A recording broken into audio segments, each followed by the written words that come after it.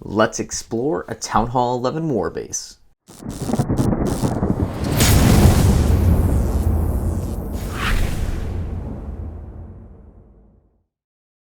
What's shaking, guys? It's Feldy bringing you another Clash of Clans video, and today we have got a Town Hall 11 warbase. Oops.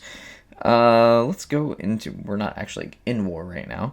I just wanted to show you what this active warbase would actually look like. Now, this is an adaptation of an actual Town Hall 10 warbase, but it has a few modifications. So essentially, if you guys watch the 25-minute video on Town Hall 12 or 13's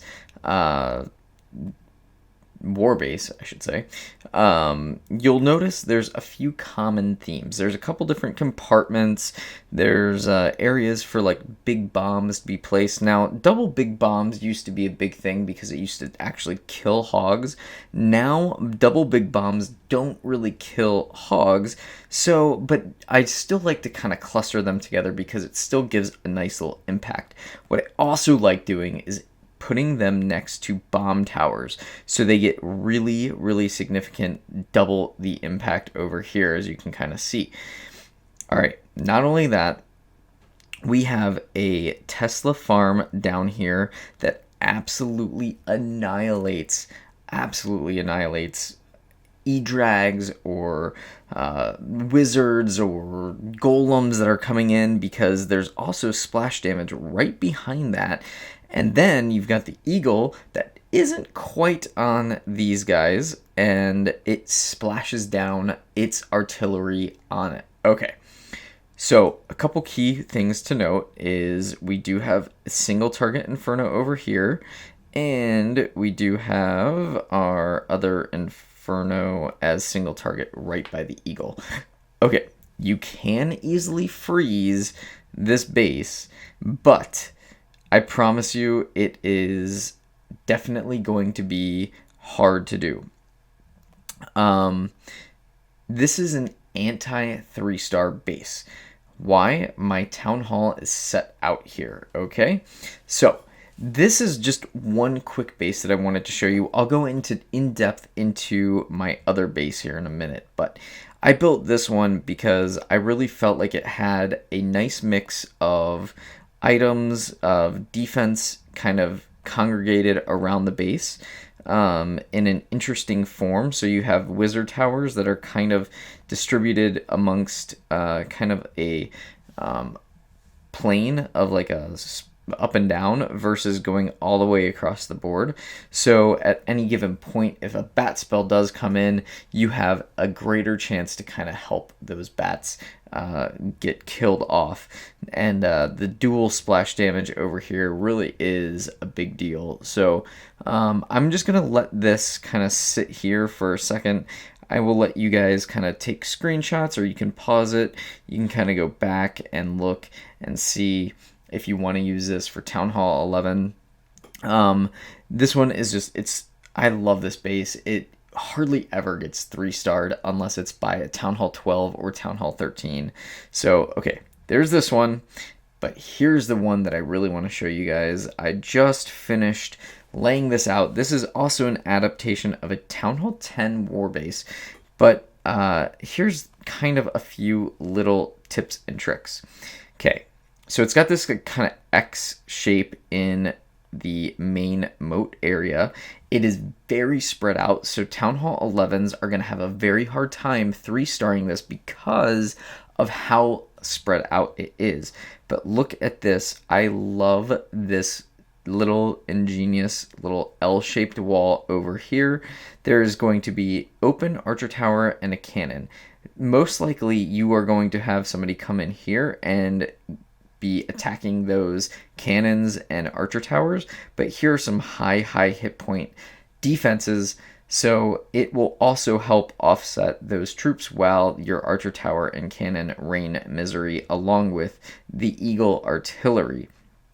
The eagle is centrally placed, and you probably need to make sure that that is where you want to have it along with your clan castle troops and your town hall central. So this one doesn't have a Tesla farm, but it does have these Teslas kind of scattered throughout. Again, I have our Inferno set to single target, and I have the tornado trap over here. Now, what else do I have? I also have air traps in these little guys, because what ends up happening is usually one little light health e-drag or drag or even a balloon will come over and try to just take it out. Hopefully your tornado and your skeletons can distract it just long enough to where your Inferno Tower will be that 99% standing building.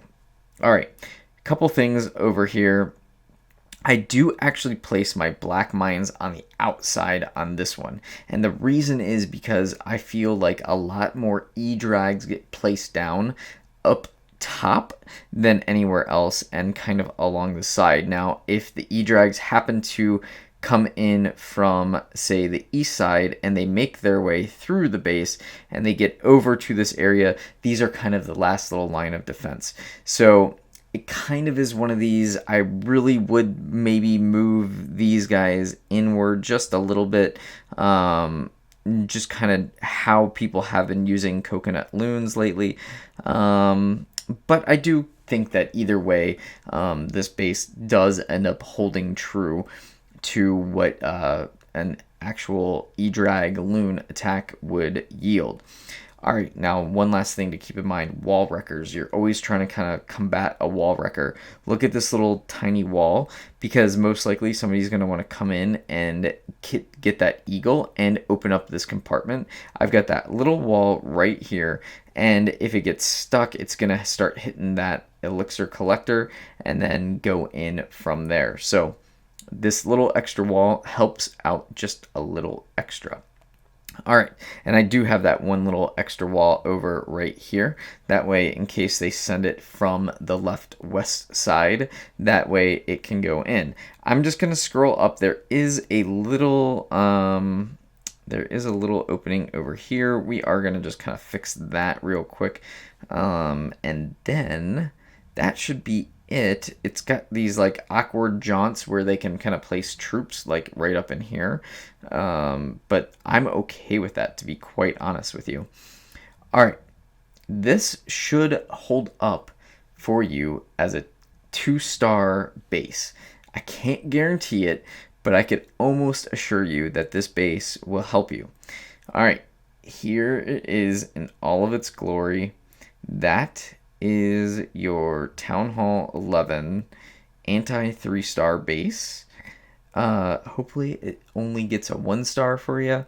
Hopefully that Town Hall stays centralized and somebody can actually get demolished around, since you have all these excellent defenses around.